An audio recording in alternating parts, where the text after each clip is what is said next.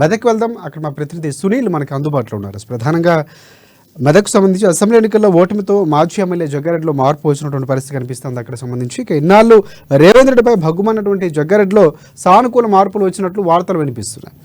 CM Revanth రెడ్డితో నాయకత్వంలో ముందుకు సాగుతామంటూ కూడా జగ్గారెడ్డి చెప్పినటువంటి పరిస్థితి కనిపిస్తుంది. పార్టీ వర్కింగ్ ప్రెసిడెంట్గా ప్రజల కోసం ఇక వారి సమస్యల కోసం పనిచేస్తారని చెప్పినటువంటి పరిస్థితి ఉంది జగ్గారెడ్డిలో మార్పు వచ్చినట్టు కూడా జిల్లా ప్రజల్లో ఒక రకమైనటువంటి వార్త వినిపిస్తుంది. ఇప్పటికే పూర్తిగా 6 గ్యారెంటీలకు సంబంధించి వారధిగా ఉంటాను, ప్రతి ఒక్కరికి అందేలా చేస్తానని చెప్పినటువంటి నేపథ్యం కనిపిస్తూ ఉంది. పార్టీ రావడం అనేది శుభపరిణామం. ఒక 5 సంవత్సరాలు రెస్ట్ ఇచ్చారు, రెస్ట్ తీసుకుంటూనే ప్రజల కోసం కష్టపడతారని ఆయన కామెంట్ కూడా చేసినటువంటి పరిస్థితి కనిపిస్తుంది. ఇప్పుడు పూర్తి అప్డేట్స్ అందిస్తారు. ఎస్ సునీల్ చెప్పండి. ఫైర్ బ్రాండ్ పొలిటికల్ నేత సంగారెడ్డి మాజీ MLA, Congress party working president సంగారెడ్డిలో అయితే ఎన్నికల ఓటమి ఒక మార్పుకు నాందిగా నిలిచిందని చెప్పవచ్చు. ఎందుకంటే ఆయన పిసిసి అధ్యక్ష పదవిని ఆశించారు. అయినప్పటికీ కూడా కాంగ్రెస్ పార్టీ అధిష్టానం ఆయనకు అవకాశం ఇవ్వలేదు.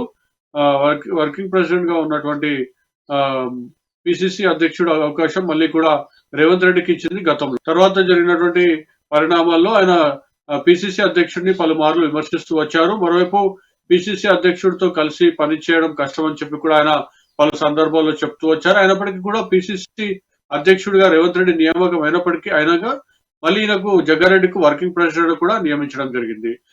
జరిగిన అసెంబ్లీలో ఘోర పరాజయం పాలయ్యారు కాంగ్రెస్ పార్టీ అభ్యర్థిగా, సంగారెడ్డి అభ్యర్థిగా ఉన్నటువంటి జగ్గారెడ్డి.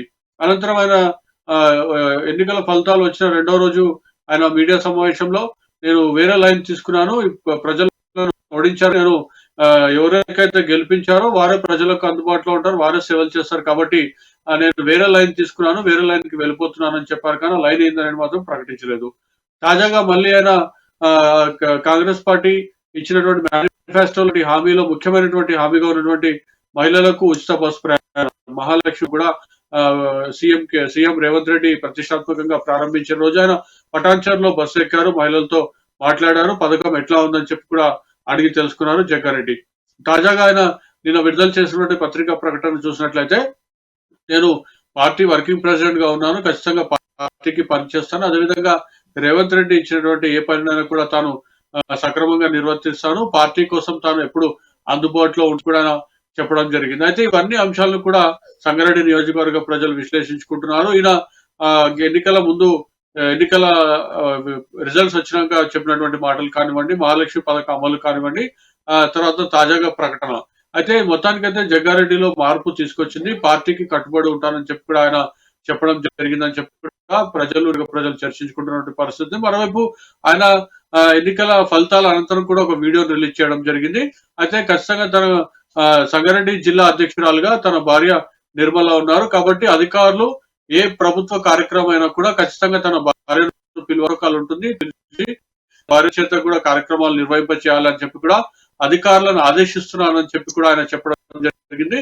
అయితే 2018 అసెంబ్లీలో జగ్గారెడ్డి నుంచి జగ్గారెడ్డి ఎన్నికల్లో గెలిచినప్పటికీ కూడా బీఆర్ఎస్ అభ్యర్థిగా పోటీ చేసి ఓటమి పాలైనటువంటి చింతాప్రభ అధికారులు అందరూ కూడా ప్రోటోకాల్ ఆయనను కల్పిస్తూ కార్యక్రమాన్ని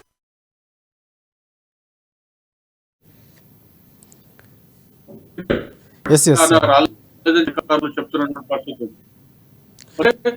జగ్గారెడ్డిలో వచ్చిందని చెప్పి కూడా నియోజకవర్గ ప్రజలు భావిస్తున్నటువంటి పరిస్థితి ఉంది. రాజశేఖర్. ఒకటి సునీల్, ప్రధానంగా ముందు నుంచి కూడా జగ్గారెడ్డి బీఆర్ఎస్ పార్టీ పవనాలు వీసినప్పుడు కూడా కాంగ్రెస్ పార్టీలో విజయం సాధించినటువంటి ఎమ్మెల్యేగా ఉన్నటువంటి పరిస్థితి. సో ఆ తర్వాత కొనసాగారు. కొన్ని సందర్భాలు ఆయన బీఆర్ఎస్ పార్టీలోకి వెళ్ళబోతున్నారు, అసెంబ్లీలోనే కేసీఆర్ కలిసి మాట్లాడడం, కేటీఆర్తో మాట్లాడడం, ఇవన్నీ కూడా పార్టీ మారబోతున్నారని వార్త వచ్చేసారు. చివరికి ఆయన కాంగ్రెస్ పార్టీ నుంచే పోటీ చేశారు. సో ప్రజలు తీర్పు మాత్రం ఆయనకు వ్యతిరేకంగా ఇచ్చినటువంటి పరిస్థితి ఉంది. సో ఇప్పుడున్నటువంటి నేపథ్యంలో ఆయన స్టాండ్ తీసుకోవడానికి ప్రధాన కారణం కాంగ్రెస్ పార్టీ అధికారంలోకి రావటం. సో ఏదైతే ఆ క్రెడిట్లో తను కూడా ఉండాలి, సో ఆ విధంగా సేవ చేయాలని వెళ్తున్నటువంటి పరిస్థితి ఉంది జగ్గారెడ్డి విషయంలో అనుకోవచ్చు మనం. ఖచ్చితంగా అయితే కాంగ్రెస్ పార్టీ అధికారంలో ఉంది. అయితే రాబోయే అంటే ఇప్పుడు అంటే దాదాపు 2 నెలల్లో కూడా పార్లమెంట్ కు ఎన్నికలు జరగబోతున్నాయి, కాబట్టి స్టాండ్ మార్చుకున్నారా అని చెప్పి కూడా రాజకీయ విశ్లేషకులు భావిస్తున్న పరిస్థితి. అయితే ఆయన గతంలో కూడా కాంగ్రెస్ పార్టీని వీడి బీజేపీలో చేరారు. 2014 అసెంబ్లీ ఎన్నికల్లో ఓటమి పాలయ్యారు జగ్గారెడ్డి. తర్వాత ఆయన బీజేపీలో చేరడం జరిగింది. కూడా ఆయన వెంబటే బీజేపీలో చేరడం, ఆయన మెదక్ ఎంపీగా కూడా బీజేపీ అభ్యర్థిగా పోటీ చేయడం కూడా జరిగింది.